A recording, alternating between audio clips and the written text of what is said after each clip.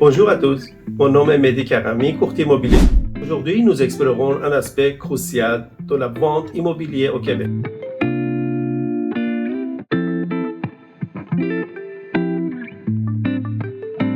Restez avec moi pour comprendre pourquoi c'est si important.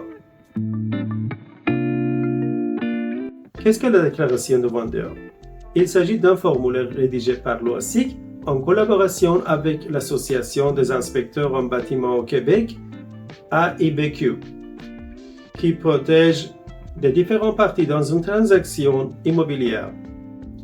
Ce formulaire permet à l'acheteur d'obtenir quant à l'état de la propriété et au vendeur de se protéger contre d'éventuels recours. En remplissant la déclaration, le vendeur évite d'être poursuivi en justice pour vice caché sur un défaut du bâtiment ignoré par l'acheteur au moment de signature de contrat de vente.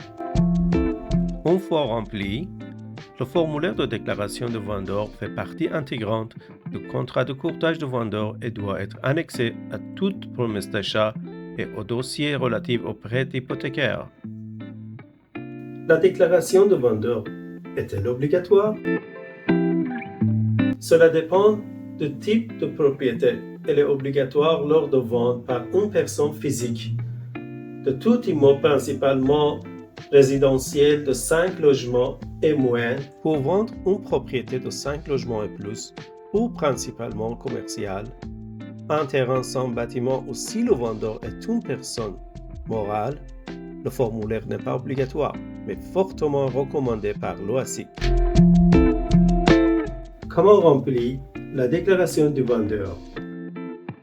Le courtier immobilier accompagnera le vendeur afin que chacune des sections du formulaire soit remplie au meilleur de ses connaissances.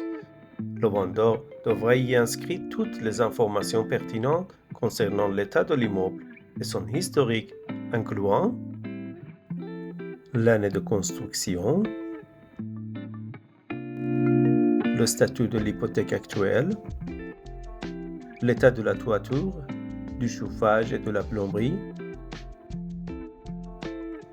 les dégâts ou les infiltrations d'eau, les rénovations,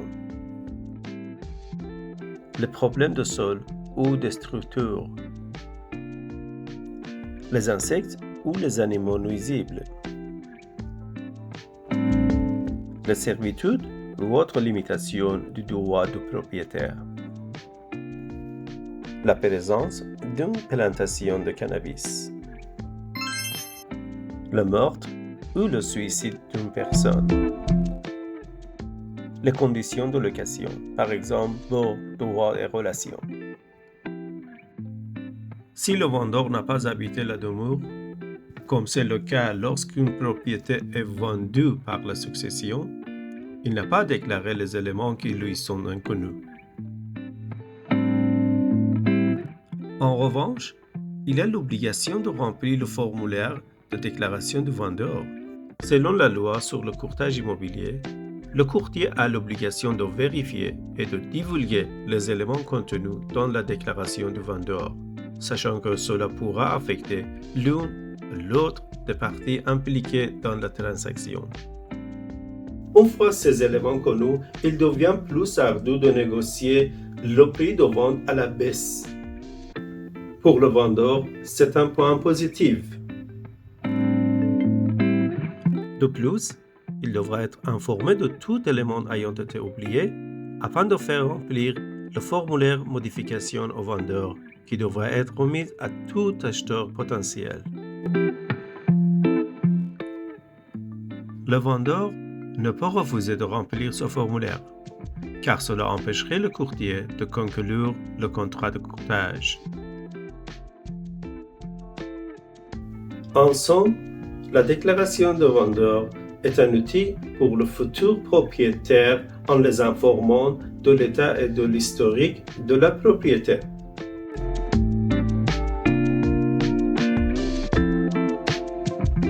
Merci d'avoir regardé cette vidéo. Si vous avez la question, n'hésitez pas à me contacter.